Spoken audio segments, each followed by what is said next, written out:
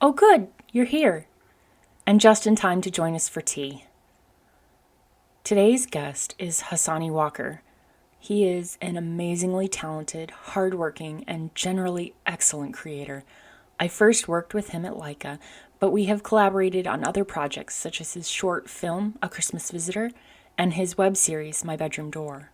He is such a delight to work with that when he asked if I might costume his next puppet, I promptly tossed my plan for this month aside and eagerly volunteered.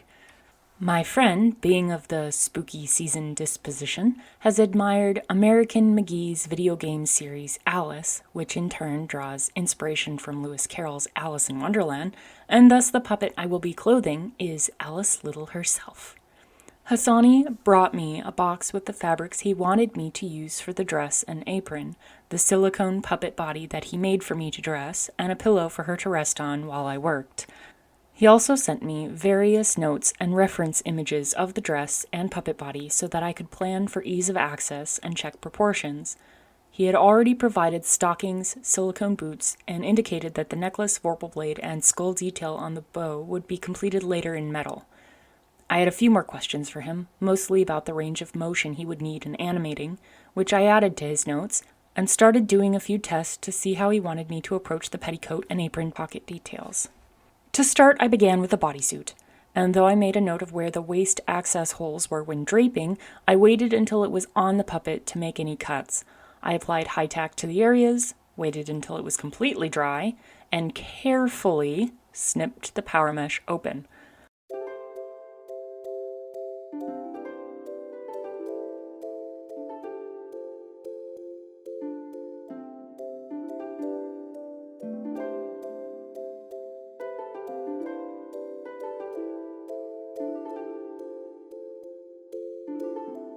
When I started draping the top, I used a heat erase pen to mark my center line front and back, hip, waist, bust, and underarm lines.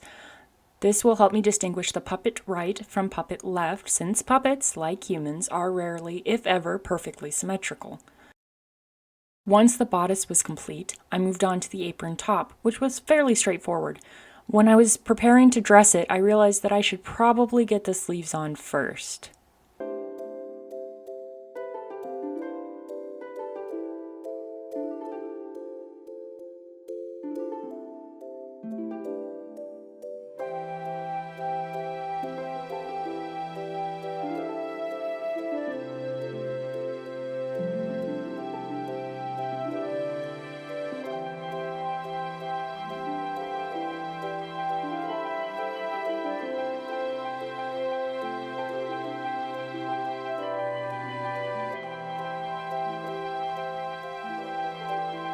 I tend to save sleeves for last since I'm a bit anxious about moving the arms too much. For this very reason, when I went to dress the second sleeve, I noticed that her arm seemed springier. I knew she had a wire armature, but I didn't feel a twist or break, so I assumed it had just slipped out of joint. I didn't feel comfortable opening her up to repair it myself, though. I didn't have a schematic of the armature or the materials on hand to repatch the silicone. I immediately notified Hasani, who assured me it was an easy fix for him. So I recommitted to cautiousness and moved on to the skirt. The pattern was a slightly slimmed down circle skirt. I marked where I would leave the seam open for the side axis holes so that he didn't have to cut open anything to reach them. For the back, I opted to create a sort of buttonhole that would serve the same purpose since I didn't have a seam there. In retrospect, I should have just added a full seam there. Next came the subtle top stitch and then the wiring so that he could make the skirt whoosh. I secured the two side wires in a way that wouldn't interfere with the access holes that I made earlier. Then I made a facing so that if the skirt rippled, one wouldn't see the interior workings. I took a quick break to confirm which tests Hasani wanted me to move forward with and then moved on to the false petticoat. The area where I was tracing out the bottom ruffle pattern first with my heat erase pen was initially secured with high tack so that I could scallop it after applying the gray marker. I did actual maths to figure out how long a strip I would need. At this point, I had to leave for my brother's wedding, so before flying out, I wrote myself a note as to where I left off and what I still needed to do. This is also helpful in the event someone else needs to take over the project for you. Communication is key. Back to the false petticoat.